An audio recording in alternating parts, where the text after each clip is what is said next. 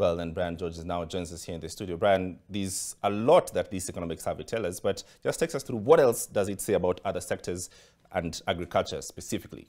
Well, quite a telling survey that was today, that was released by the Kenya National Bureau of Statistics. We just have a few numbers here that are explaining the kind of situation we are dealing with in the country, looking at the 2022 survey and how various sectors performed really.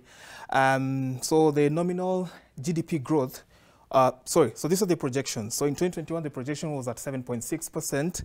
It was stepped down in 2022 to 4.8%. Let's look at more numbers on the same.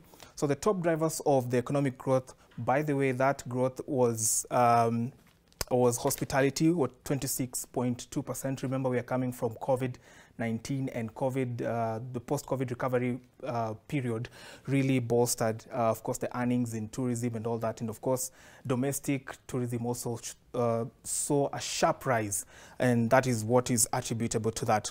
And then the arts and entertainment sector brought about 17.9%. On to the next one, 9.9%. We achieved that from ICT, technology and communications, and then 9.3% in mining and quarrying. Let's look at more numbers on the same, still staying with the KNBS 2023 economic survey. Agriculture, this was the least in terms of growth. So agriculture, negative 1.6%. James, if you notice, previously agriculture, of course, this number shows a narrowed down reduction in growth, because in 2021 it was at 2%. We are seeing this one is now at 1.6%, but that's not a good thing, and I'll tell you why shortly. Manufacturing is at 2.7%, and then construction 4.1%, real estate slowed down at 4.5%, and then the least was waste management at 5%.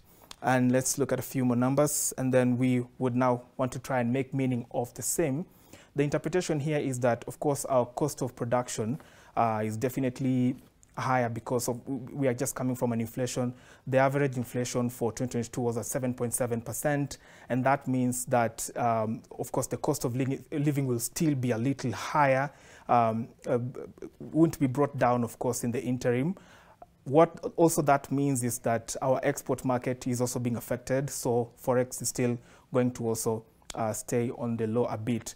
The quick interventions, one, of course, incentivizing the farm inputs, reducing over reliance on rain-fed agriculture. We have so many other options right now, like rain harvesting, which can support agriculture through irrigation, and then considering other innovative ways like hydroponic farming, because we need to put more arable land into use, James. All right. Thank you very much, Brian. We look forward to these numbers and what they mean in the coming days and weeks.